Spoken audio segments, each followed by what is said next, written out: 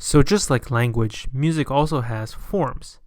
These forms not only provide music with a very logical and organized structure, it also makes the compositional process much more effective and efficient.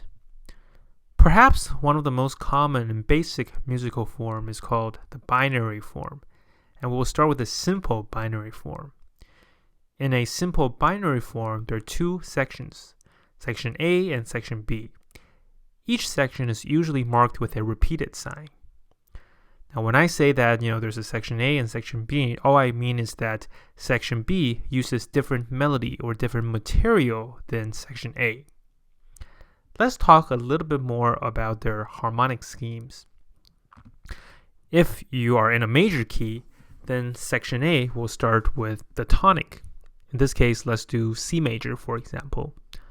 By the end of section A, you will end up on your dominant. So if you started with C major, then you will end on G major. And you stay on the dominant at the beginning of section B, but you always come back to your tonic. In this case, you always go back to C major. If you're in a minor key, then you would start with your minor tonic, and you usually go to your relative major. So for example, if we start with D minor, then by the end of section A, you usually go to F major, and you stay at F major at the beginning of section B, but you always go back to D minor at the end. Now, in a binary form, even though section B uses different melody or material than section A, there's not a lot of change in character, mood, and style. So if section A is very soft and very lyrical, then section B is also very soft and very lyrical. So again, there's no change in the character and the mood. Now, the simple binary form is actually not used that common, and that's because there's a better version of it, and that is called the rounded binary form. Now, in a rounded binary form, everything else stays the same. The only difference is that in your second section, you start with the new material, so section B, but at the very end, your opening material, or your section A, always comes back. So hence the word rounded.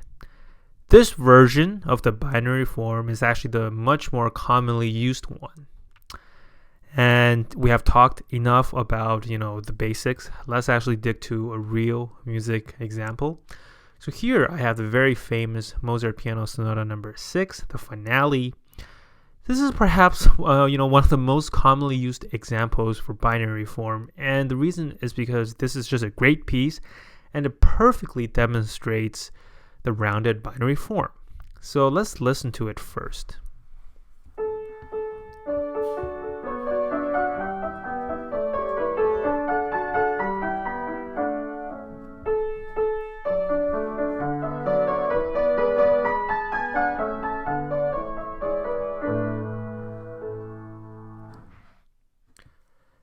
So what you heard is the A section. Usually you repeat it one more time. Now, if you pay attention to the big red circle I drew, you can tell that by the end of the A section, we have changed to the dominant. So this piece is in D major. We started off in D major, but at the end of A section, we actually went to the dominant, which is A major. And as you can see, there's a G sharp. And we know that there's no G sharp in D major, but there is a G sharp in A major. The final chord, if you label the notes, you have A, E, A, and then right hand you have C sharp and A. This is exactly an A major triad. So we ended on the dominant. Now let's listen to the B section.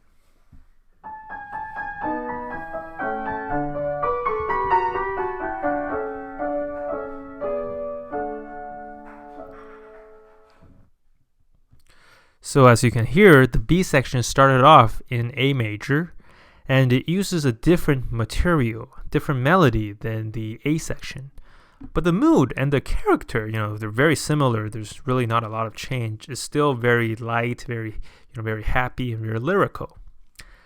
Now, in a rounded binary form, as we learned, the A section returns.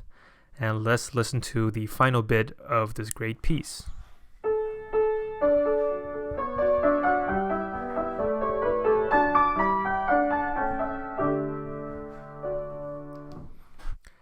There you go.